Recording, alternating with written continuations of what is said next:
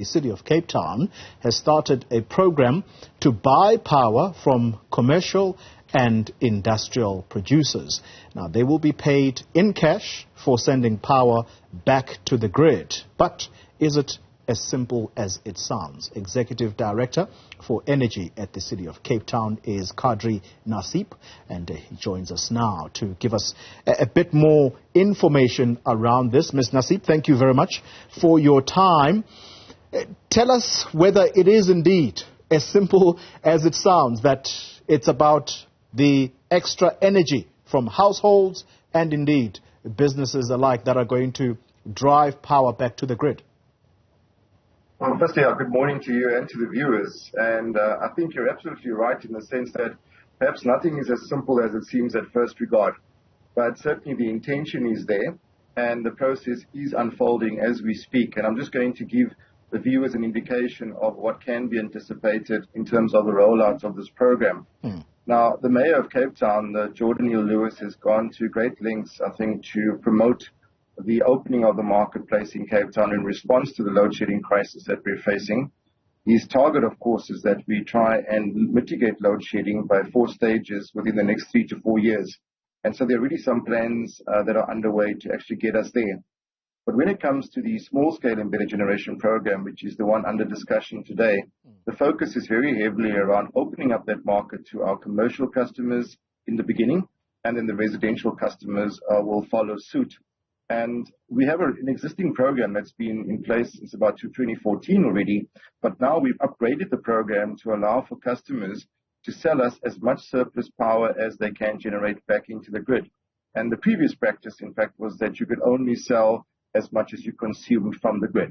So that process is now being refined. We've had to work with National Treasury to get the necessary exemptions, in particular from the Preferential Procurement Policy, the Framework Act, to allow us to, in essence, bypass a tender process that allow us to work directly with our customers.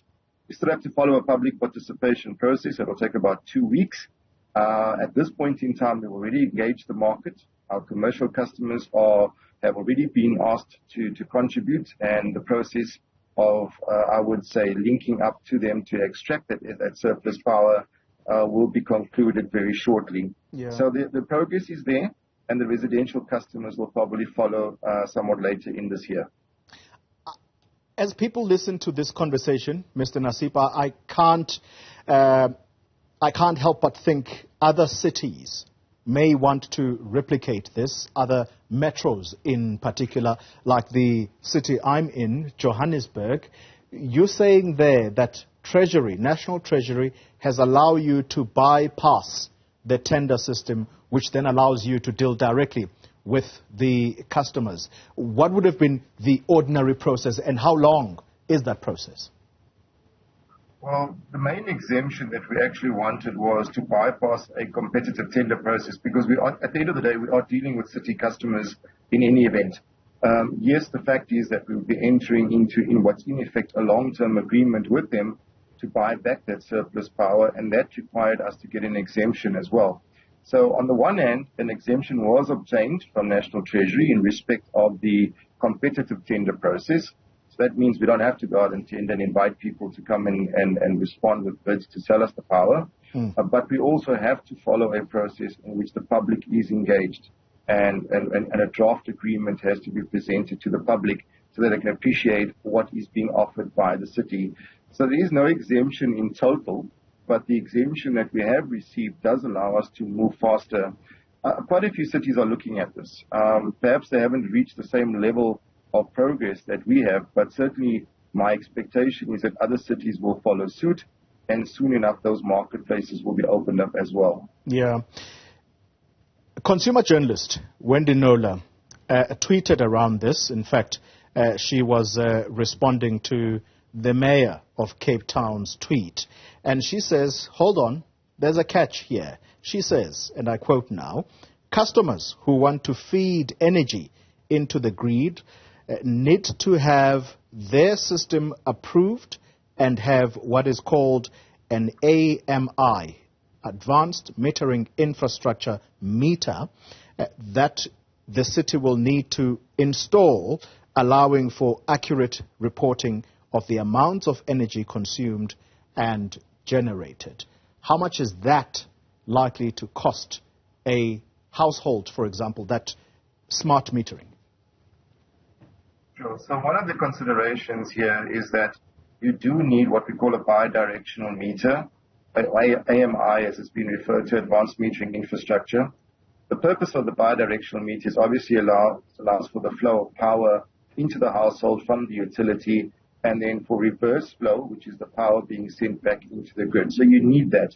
It is in effect a smart meter, so the readings take place digitally, and that information has to be captured and then utilized by the city.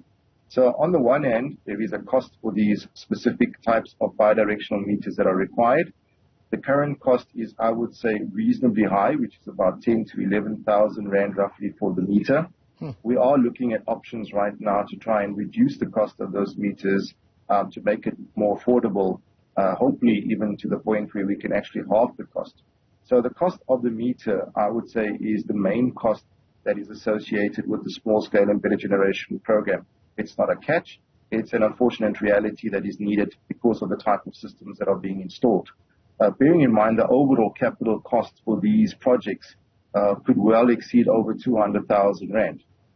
So the meter is a small component if you look at the overall contribution to the capital cost. And then apart from that, of course, there is the feed-in tariff, which is made available to them, which consists of about 78 to 79 cents per kilowatt hour, plus a 25 cents kilowatt hour incentive, which is added to that and will be in place for a limited period of time. So perhaps the next couple of years, but it will, I would say, sweeten the deal to make it more palatable for consumers to actually invest in solar and feed that power back. How much interest has this garnered since the announcement? Well, we have an extraordinary amount of interest. I mean, effectively, our phones haven't stopped ringing and they're off the hook. The reality is that there are a lot of commercial customers that have been limited in the past by virtue of the policy in place, which was that you could only sell back as much as you consume. So now the opportunity is being created, and there is an extraordinary amount of interest from the commercial sector. I have no doubt that there would be a similar amount of interest from the residential sector. If I have to look at the complete picture at the moment, we have well over 80 megawatts of power which has been connected to the grid through the SSEG model. And of course, there's probably double that in terms of applications that are already sitting there. So the outlook is fairly good in terms of the contribution that this will make. It's not designed to end load shedding, but obviously for the customer, it means a certain reliance on Eskom is reduced. It means a certain level of self-security in terms of energy security of supply. And that, of course, is probably the biggest benefit that it does offer. The city, of course, in parallel, is looking at other interventions to help mitigate the impacts of load shedding. Quickly on this one, timelines. When does this get off the ground? So the small-scale embedded generation program is already in existence. The framework for the purchase of the excess power has been developed. The commercial market has already been engaged, and those customers that are in a position to sell us excess power, they are going to be contracted now, subject to, of course, certain conditions being met, which includes their standing in terms of their account.